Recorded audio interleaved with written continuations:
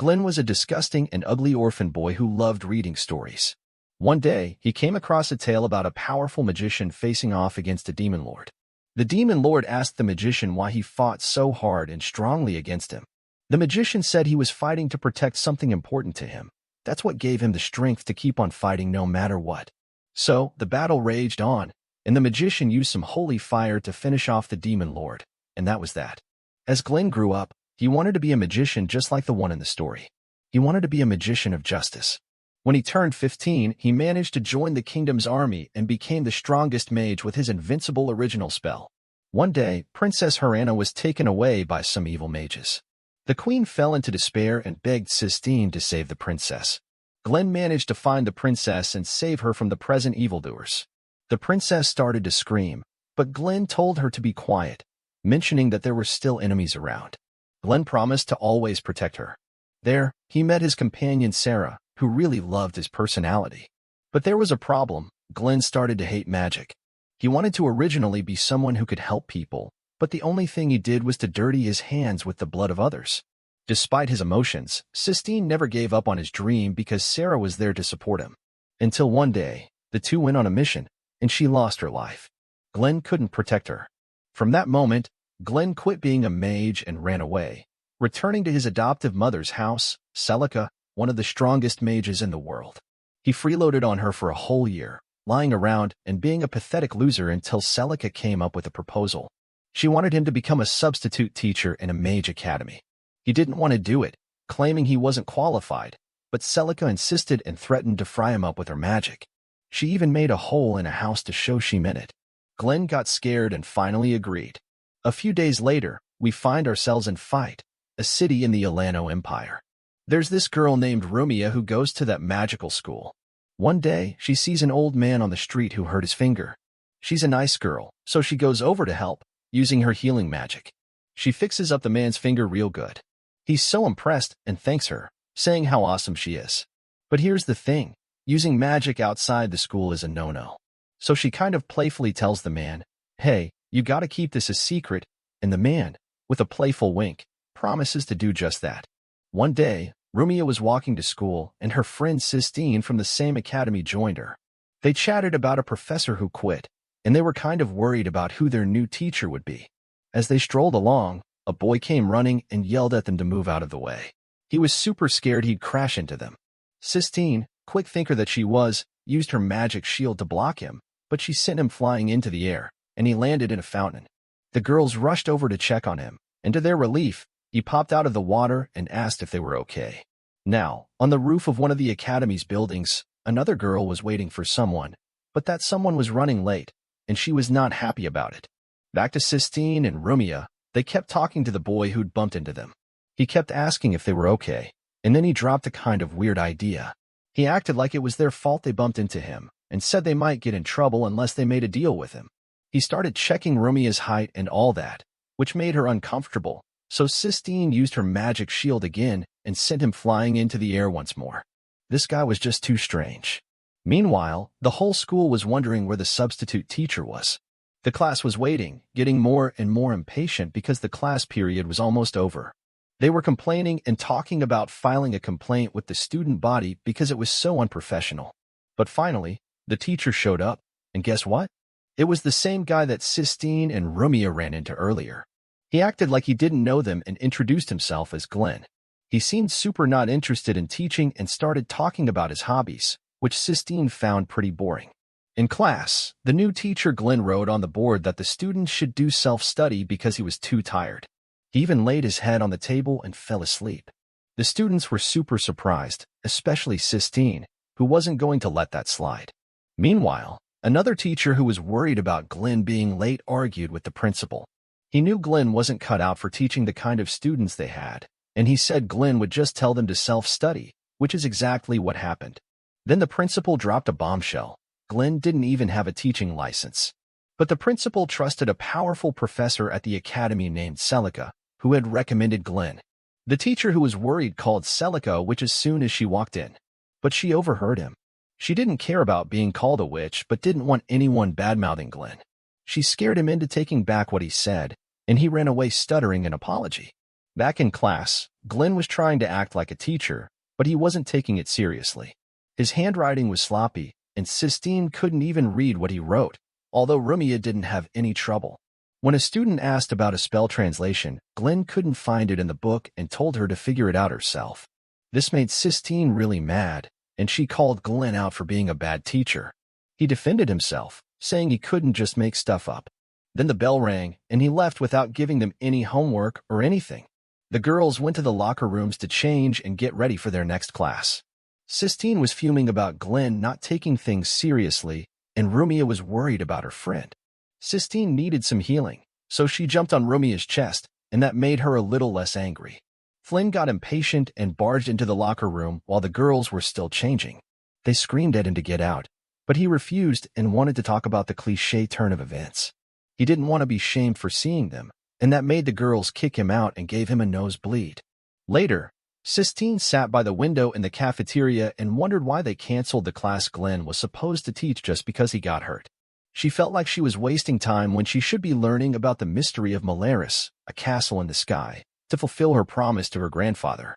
Then Glenn showed up with his lunch tray, and Sistine was instantly mad.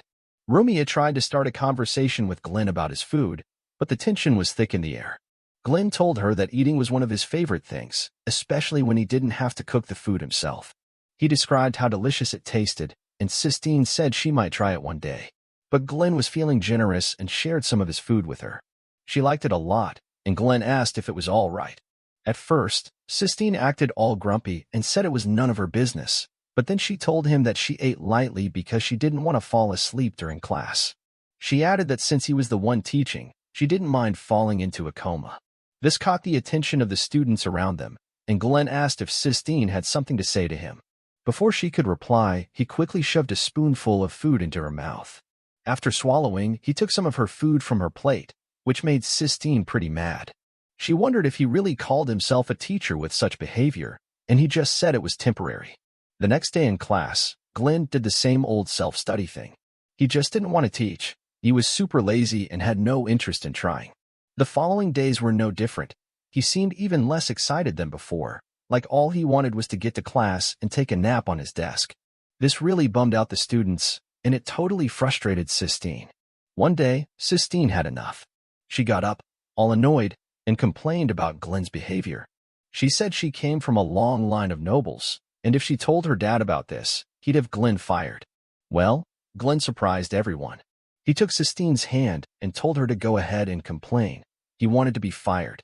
He never wanted to work at the school in the first place, but he couldn't quit because of Celica. He figured if he got fired, she wouldn't do anything to him, and he'd be out of a job just like he wanted. This made the students super curious, and Sistine didn't back down. She challenged Glenn to a magic duel right then and there. Education meant a lot to her because it was the path to solving the mystery of Malaris. She told Glenn that if she won, he had to change his ways, and she knew she'd win because he didn't respect magic at all. Glenn agreed, but he asked her if she'd be okay with his request if he won. It sounded kind of ominous. They took their duel outside, and all the students watched. Glenn said they'd only use shock magic, which is all about electricity. The students were wondering who would come out on top. Sistine gave herself a little pep talk to gain courage, and then she fired her first shot. It hit Glenn right on the mark, surprising everyone because they thought Glenn would be better. But Glenn acted like he gave her a chance on purpose. He tried to zap her back, but Sistine shocked him again and again. She asked if he couldn't cast the spell, and he pretended like he could but just wanted her to win. The students knew he was lying, but he acted like they were almost tied when she had zapped him 3 times, and he only got one on her. He even pretended like he never agreed to be a better teacher and just laughed it off before running away. The next day, Glenn still didn't take his classes seriously. He didn't care about keeping his promise to Sistine at all. One of the students asked him a question about magic because self-study wasn't working for her, and she wanted to understand better. But Sistine told Lynn not to ask Glenn for help because he didn't understand the greatness of magic. This made Glenn ask Sistine about the benefits of magic to humanity. He argued that fields like medicine or science could do the same things magic does. Sistine tried to defend magic, saying how amazing and truthful it was, but Glenn interrupted her and said that magic was only good for killing, explaining how effective it was in ending someone's life. This made Sistine super mad, and she slapped him before leaving the classroom crying. Nobody expected that to happen, and it shocked everyone. Later, Glenn went to the rooftop of the academy and reflected on his behavior. He and Sistine had different ideas about magic, and he probably looked down on her beliefs. He regretted upsetting her, even though he didn't admit it. He saw Rumia in the lab trying to practice magic on her own, so he went over to her. He wasn't happy about her using the lab without supervision, but he let her continue working on the magic circle she was creating. Rumia didn't know how to make it work, and Glenn told her it needed a lot of mercury. He got some and poured it onto the circuit, helping Rumia make her circle work. This got her really excited. After their experiment, Glenn and Rumia started talking. She asked him what he did before becoming a teacher. He said he was unemployed for a year and lived off of Celica. Rumia asked about what he did before that, but Glenn didn't want to talk about it. He started asking Rumia why she was interested in magic, and she said she wanted to repay a favor. She had been kidnapped by criminals years ago and was rescued by a powerful mage. That's why she wanted to learn more about magic. She also revealed that she had been living with Sistine and her family, who had been kind to her before they parted ways. In the evening, Rumia asked Glenn to apologize to Sistine because magic meant a lot to her, connecting her to her late grandfather. The next day, Glenn apologized to Sistine, admitting that his attitude was wrong, even though he didn't change his stance on magic and its usage. Everyone in the class was surprised, especially Sistine, who hadn't expected to hear those words from Glenn. Afterward, Glenn decided to teach the class how to use magic correctly because he realized they were doing it wrong. They were shocked because they didn't think he could do better than them, especially after his duel with Sistine. But Glenn used Shock Volt as an example and showed them how the way you cast the spell could affect the result. He demonstrated different results based on how he cast the spell, surprising everyone. Then he told them that magic was about studying the heart and mind and how they could influence the use of magic. He even showed them that he could use a shock bolt with just one word, which was super impressive. He explained that the books they had been using were just for memorizing magic, but before memorizing it, they should understand it first. This changed a lot of the students' minds about him as a teacher and as a mage. Days later, Glenn was becoming more popular at the academy. Students from other courses were now coming to his classes because they heard he was a great teacher. After finishing his day, he headed to the academy's rooftop, thinking that teaching wasn't so bad after all. There, Celica appeared and congratulated Glenn on his progress as a teacher. Glenn apologized for worrying her, and it made her smile. However, Celica informed him that she had to attend a meeting with all the staff at the academy, so Glenn's classroom would be the only one in use, and they needed to have extra classes. Just as Glenn's students arrived and were about to talk to him about magic, he noticed he was being followed. Glenn asked the stranger to introduce himself, and a guy named Carol appeared, trying to hurt Glenn. Meanwhile, in another scene, Class 2 was waiting for their teacher to arrive, thinking he was late again. However, 2 more criminals showed up, led by a guy named Ray. They were looking for Rumia and decided to take her with them and use the other students as hostages. It turned out that Ria was actually the princess of Alano, who everyone thought had died years ago. Back to Glenn, one of the criminals stayed with Sistine and planned to hurt her. He started to do bad things to her and made fun of her, saying she was acting tough. But then, Glenn suddenly appeared. The criminal tried to use magic to hurt Glenn, but it didn't work. Glenn had a special power called the Fool's World that could seal any magic in a certain area, making it disappear. He mentioned that it affected him too, so he couldn't use magic either. Then, Glenn beat up the criminal using army martial arts and easily defeated him. Glenn had actually defeated Carol with his bare fist before arriving at the academy. After Glenn defeated the criminal, he asked Sistine if she was okay. She started to tell him something, but he interrupted her, saying he shouldn't be a teacher with his dirty hands that he used to defeat the criminal. He felt like his hands were dirty, but then Sistine interrupted him and pointed out that his pants had fallen down, which made him feel embarrassed. Sistine then explained everything that had happened, how the criminals had taken Rumia and showed Glenn the arm of the tied-up criminal with a tattoo of the Divine Wisdom Organization. Glenn contacted Celica for help, but she revealed that the Divine Wisdom Organization was filled with evil mages and couldn't assist. Glenn requested backup desperately, but Celica explained that she had no authority and couldn't do anything. The academy was sealed, and Glenn was completely alone. Sistine realized they couldn't get any help and felt helpless. She tried to run away to look for Rumia, but Glenn stopped her, knowing that she couldn't do it alone, especially with dangerous criminals around. Sistine started to cry, Realizing that what Glenn had said about magic being used for evil was true, and bad people could do bad things with it, Glenn comforted her, promising to find the other criminals and save Rumia. The criminal they had tied up started laughing maniacally, claiming that Glenn was just like them, using magic for evil. But Sistine defended Glenn, saying he was a good person. Suddenly, several skeletal golems summoned by Ray appeared, and they attacked the criminal who was on their side. When the golems tried to attack Sistine and Glenn struggled to punch one because he wasn't using magic. Sistine helped him undo his nullifying magic, allowing him to use magic to defend themselves from the golems. They quickly ran away, but the golems followed them closely. Before they could go any further, Glenn asked Sistine to prepare a spell against the golems. Sistine used a blizzard spell, which managed to stop the golems. Glenn began preparing a powerful spell called Extinction Ray and released it, destroying all the golems and part of the academy. However, using such powerful magic left Glenn in bad condition. Ray entered the scene, and Glenn asked Sistine if she could cast a dispelling magic against Ray's weapons. But she needed time to regain her strength. Glenn pushed her into some bushes to fight alone. The duel with Ray began, and both displayed their abilities to end the fight quickly. Glenn tried to use a nullifying spell to stop Ray's swords, but it was already active, so he couldn't nullify it. He attempted another type of magic, and Ray tried to counter it. However, Glenn had tricked Ray, taking the attack head-on.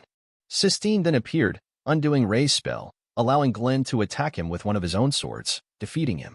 Ray remembered who Glenn was and revealed that Glenn was a mage killer who had worked for the Empire. After mentioning this, Ray died, and Glenn fell unconscious from blood loss. Sistine tried to heal him with magic. After several hours, Glenn woke up and found Sistine unconscious after using all her power. Celica called Glenn after trying to reach him multiple times. She asked about the situation, and Glenn explained that Ray had been defeated, but the barrier was still up. Celica explained that the barrier was designed to keep people inside, meaning the criminals were still in the school. Glenn realized that the teleportation circles were being rerouted by the criminals to allow them to escape without releasing the hostages. Glenn decided to go look for Rumia on his own and stop the criminals at the teleportation circles. After some time, he arrived at the tower where Rumia was held. There, he learned that the mastermind behind all of this was Huey, the teacher who had given up his position for Glenn. Glenn wanted to fight Huey, but Huey revealed that he had created a magic circle to teleport Rumia to their base. If Glenn wanted to save Rumia and the school, he had to stop playing games and undo the magic circle before time ran out. Glenn decided to use his own blood to break the circle, destroying each layer of the spell. However, when he reached the last layer, he ran out of mana. Rumia reached her hand out to touch Glenn, but the magic circle tried to stop her, hurting her finger in the process. Despite the pain, she managed to touch Glenn. Glenn saw this and realized that Rhea had the power to increase his mana. It turned out that Rhea was an amplifier, which meant she could do this. With her help, Glenn gained enough strength to destroy the magic circle. When he destroyed the circle, there was a bright light that spread throughout the school. Sistine saw this and knew where Glenn was. Afterward, Glenn confronted Huey and punched him, defeating him. Later, Glenn met with Celica, who revealed Rumia's true identity as the Empire's princess, someone who had faked her own death and was now living under a different name. Although Glenn wasn't surprised to hear this, he didn't really care about her identity or why she had faked her own death. When Celica asked him why he kept teaching at the school, Glenn admitted that he wanted to see the full potential of his students. After the academy was attacked, the news reached the royal family in the kingdom of Oano, where Rumia's mother was the queen. The queen had been deeply worried about Rhea. During the 3 years she had disappeared, some members of the kingdom were concerned about the news becoming public, but they advised the queen on how to handle the situation. However, when Rumia was found, the queen was overwhelmed with relief and happiness that her daughter was alive and safe. The next day in class, Rumia and Sistine were trying to get their fellow students to sign up for a competition. However, the students didn't seem interested and lacked confidence in their magic skills. They were worried about humiliating themselves in front of the queen, who was rumored to be attending. Some students didn't even want to compete at all. Rumia and Sistine made their best efforts to motivate the students and convey the significance of the competition as a once-in-a-lifetime opportunity. But their attempts were in vain. Suddenly, Glenn burst through the doors full of confidence and claiming to know how to inspire the students. He took charge, much to the girls' skepticism. Glenn assured the students that they would win the competition. He assigned them into categories and groups based on their abilities and strengths. Some students initially disagreed with Glenn's classifications, but he went on to praise their abilities while pointing out their weaknesses. This made them realize the value of their unique skills and how they could contribute to the competition. In the end, the students were impressed by Glenn's understanding of their strengths and weaknesses. Rumia and Sistine were also pleased with how Glenn had taken the initiative to get to know the students better and help them prepare for the competition. Despite their earlier disagreements, they began to see a different side of Glenn and appreciated his efforts to support the students. In the back of his mind, Glenn was quite impressed with how well he had been doing as a teacher lately. He realized that he had made a good impression on his students ever since he started taking his teaching job seriously. However, at the same time, he knew that he was broke and couldn't afford to live comfortably at the moment. So Glenn decided to approach the headmaster and begged for an allowance or some kind of advance to help with his financial situation. Both the headmaster and Celica had mustaches, figuratively speaking, meaning they were both quite stern. They didn't want Glenn to receive any help from the outside. They wanted him to take responsibility for himself and make the most of what he already had. However, Glenn wasn't ready to give up. He believed that Celica was partly responsible for him ending up at the academy in the first place, so he kept pleading with them. The headmaster then mentioned a bonus opportunity that caught Glenn's attention. The teacher of the class that won the magic competition would receive compensation for instructing the best class. Glenn eagerly accepted this opportunity, primarily motivated by the potential reward rather than a genuine concern for his students. One of the students in his class didn't agree with how Glenn had organized them for the competition and suggested using only the best students to maximize their chances of winning. Glenn was secretly intrigued by this idea but couldn't openly support it. Sistine stood up for Glenn and defended his approach, emphasizing teamwork and utilizing all the students' abilities. During recess, Glenn stood outside pondering the upcoming competition and how other classes might use only their best students. He watched his students from different classes begin competing, even within their friend groups, about who would perform better. A fight broke out over the practice space, but Glenn intervened to stop it. Then, a student named Harley approached and questioned why Glenn's class hadn't reserved the practice spot. Harley held a strong grudge against Glenn due to his tardiness and irresponsibility. Glenn and Harley exchanged words, with Harley expressing hostility and telling Glenn to take his class elsewhere. Glenn instructed his students to practice near a tree, making do with the limited space. Harley continued to mock Glenn's decision to involve the entire class in the competition, believing that only the best students should participate, as they did in previous years. This upset Glenn, and he decided to bet his entire 3-month salary on his class winning, despite having doubts in the back of his mind. Harley, confident in himself and his students, accepted the bet and also wagered his own 3-month salary on the competition. Glenn wasn't entirely convinced by his own decision, but he felt compelled to take the risk given his financial situation. Sistine stepped in and stood up to Harley, telling him that he had no authority over the training grounds and that anyone could practice there. She even threatened to complain to the school board if Harley and his students kept bothering them. Harley and his group eventually backed down, leaving with a parting promise that Glenn's class wouldn't stand a chance against them. Sistine then motivated the other students, assuring them that with Glenn on their side, they could win the competition. This filled the students with confidence and excitement. In the days leading up to the competition, Glenn took his job seriously. He worked hard to train the students and help them study magic, making sure they improved their skills and got good grades. Winning the competition meant a lot to him, especially because he needed the prize money. Rumia and Sistine watched him from a distance, admiring his dedication. They couldn't help but feel that he had become the coolest professor ever. Despite C's initial reservations about him, the night before the competition, Rumia stood on the balcony, remembering the tragic day her family was killed. She held a pendant in her hand, a reminder of her family.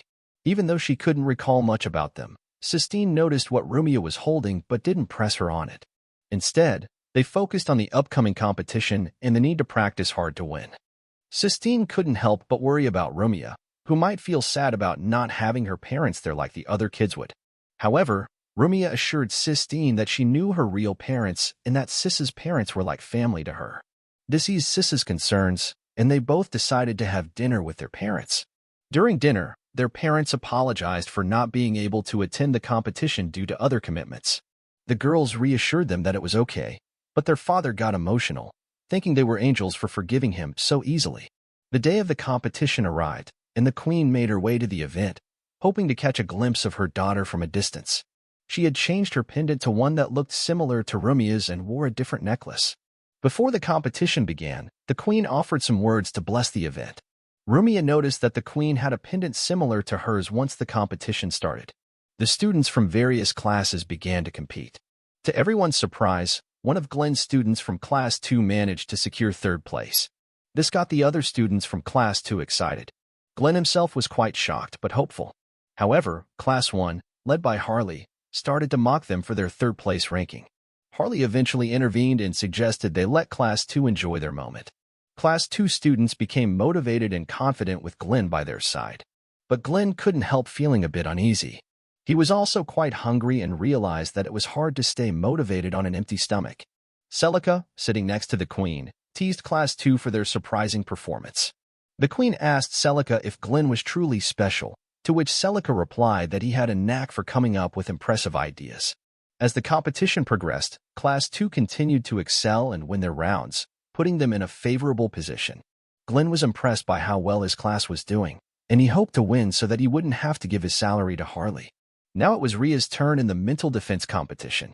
One student from Class 5 tried to intimidate Rumia, thinking she couldn't handle it. But Ria was determined to do her part for her class. One student from Class 2 suspected Glenn of sacrificing Rumia because she excelled in healing magic but was chosen for mental defense. However, Glenn assured him that Rumia was mentally strong, which pleased C. The mental defense competition began, and the students faced a professor who was also the master of mental defense. The professor used his mental manipulation magic to quickly eliminate several students. Only Rumia and the student from Class 5 remained. However, the professor's perverted comments about Rumia's appearance disgusted many, including the headmaster, who threatened to fire him. In the final round called Mind Break, Rumia and the Class 5 student faced off. The student from Class 2, who had doubted Rumia earlier, was impressed by her mental fortitude. However, the magic they endured in this round was excruciating for both mind and body. Rumia began to falter and kneel, but the Class 5 student remained standing. Glenn and C encouraged Rumia to quit, as it was clear she was in pain. They praised her for her perseverance but insisted on her safety. However, before they could intervene further, it was revealed that the Class 5 student was unconscious despite standing, making Rumia the winner by default. Class 2 emerged as the winners of the competition, and the students were overjoyed.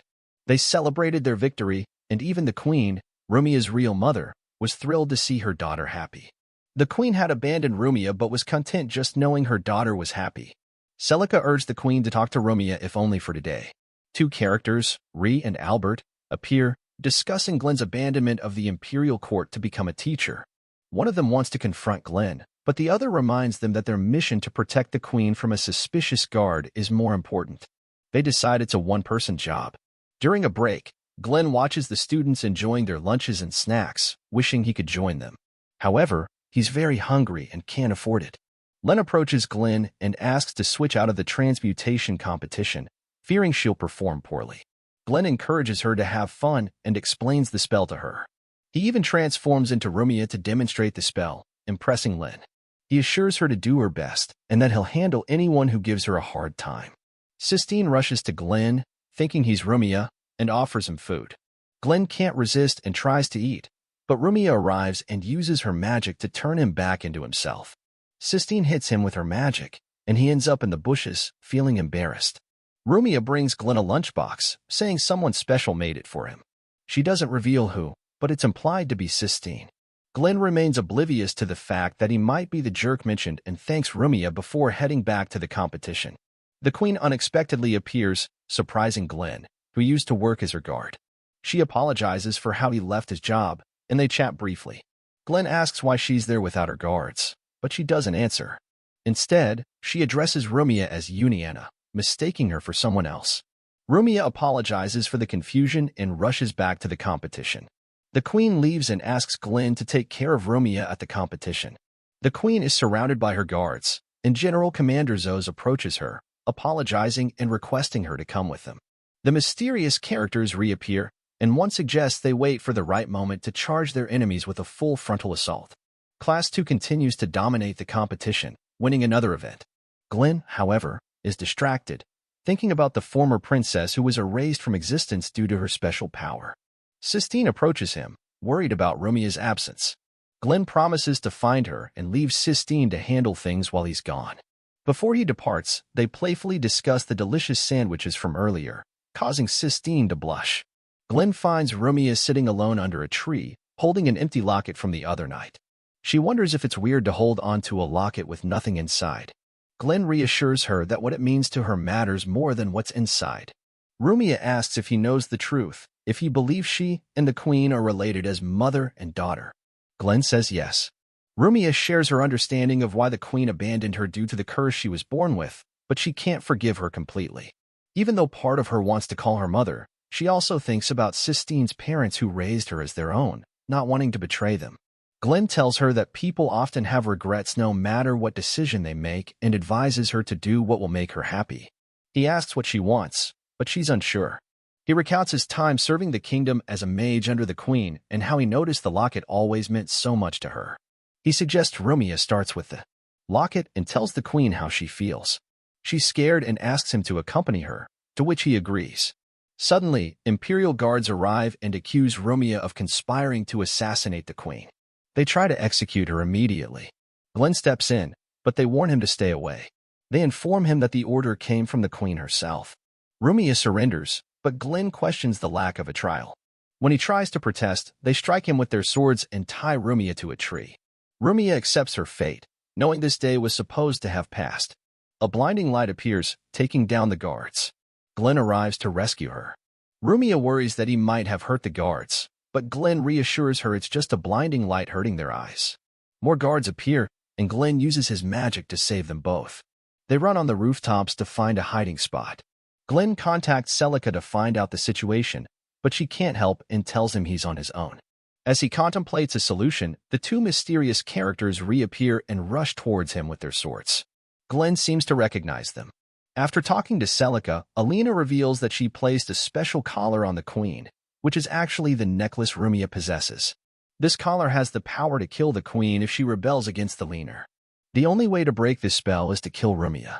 Glenn realizes he's the only one capable of saving the queen. Suddenly, Albert and Rhea appear in front of Glenn. Rel attacks him with a sword, forcing Glenn to defend himself. However, Albert intervenes by striking Rel, and Glenn scolds her. Glenn explains that Albert and Rel belong to the court, an organization that serves the kingdom. Both Celica and Glenn were once members. The two of them explain the situation regarding the queen and Celica. After a chat, Glenn asks his former colleagues for help, revealing his plan to present himself to the queen and trust Celica to handle the rest. They agree to assist him. As Glenn and Rumia evade the queen's guards, Albert and Reed decide to return to the stadium. They inform Class 2 that they will guide them to victory. At first, the students are skeptical of these new teachers who are total strangers. However, when Albert and Rel relay Glenn's message, the students realize they can trust them. They decide to win the competition for themselves and ensure Glenn doesn't tease them if they lose in his absence. The students of Class 2 start winning several games, tying the score with Class 1. Lynn excels in her transmutation magic competition, tying with Class 1 as well. Everything comes down to a final duel, with Sistine fighting her opponent using magic. After a few minutes of struggle, Sistine manages to defeat her opponent, leading Class 2 to victory in the competition. After the competition, Albert and Rhea approach Alicia to receive the medal. However, they shock everyone by revealing their true identities. Glenn and Rumia had switched bodies with Albert and Rhea, leaving the Imperial guards confused. Celica quickly sets up a protective barrier to keep the guards at bay. Glenn starts questioning their intentions regarding Rumia. Zealous informs them that Rumia must die to save the queen and her people. Alicia surprisingly gives the order for Rumia to be executed, leaving both Rumia and Glenn in shock. Glenn had initially thought the queen wanted to save Rumia in a different way, but now he realizes she can't tell the truth. Rumia is devastated by Alicia's words. However, Glenn sees through the deception and attacks Zealous, knocking him down. Alicia then removes Elena's collar, as Glenn had managed to deactivate the curse using Fool's World magic. After this, Alicia hugs Rumia, apologizes, and reveals her true feelings, leading Rumia to accept her. Meanwhile, Albert and Rhea encounter Elena, who reveals she now belongs to the Divine WI system. Before they can do anything, Elena escapes using her magic, putting an end to the conflict. Later, Glenn and Rumia have a private conversation where it's revealed that the powerful mage who saved Rumia in the past was actually Glenn himself.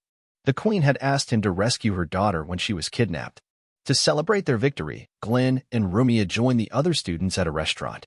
However, Glenn realizes that they've spent all the money they recently earned, which saddens him. The next morning, Glenn and Sistine kickstart the day with some intense hand-to-hand combat training.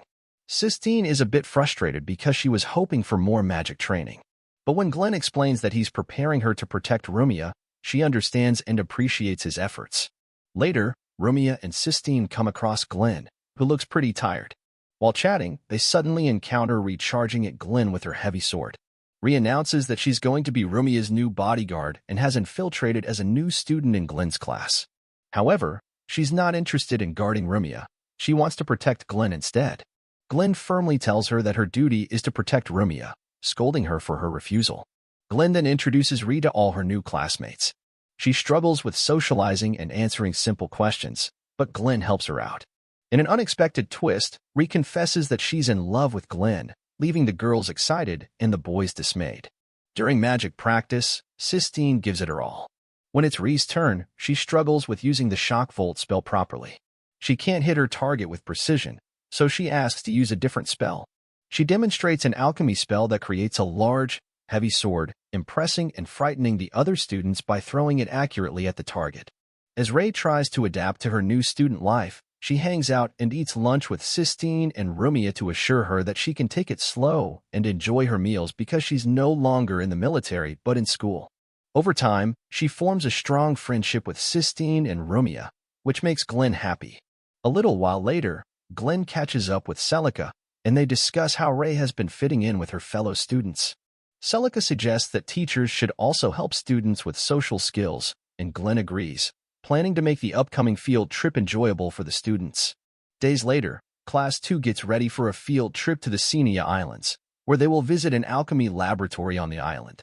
Glenn encounters a strange vendor who turns out to be Albert. Albert mentions that he is the real guardian of Rumia and warns Glenn to be cautious of Ree, as she can be very dangerous. Glenn doesn't pay too much attention, thinking that the past should stay in the past, but Albert advises him to be careful. Later, the class has fun at the beach, playing volleyball and enjoying their vacation together. Glenn joins in the volleyball game with his students, and they all have a great time. In the evening, Ree is with the girls, watching Glenn and the boys goofing around and trying to peek into the girls' hotel rooms. She's surprised to see Glenn having so much fun because he used to be gloomy at the academy. The girls invite Rel to play cards with them, and she joins. Sistine and Rumia are happy to see her fitting in well. Later at night, Rel confronts Glenn and asks him why he left the court. She claims to know the reason but doesn't understand why he had to go. This is the end. Subscribe for the next part.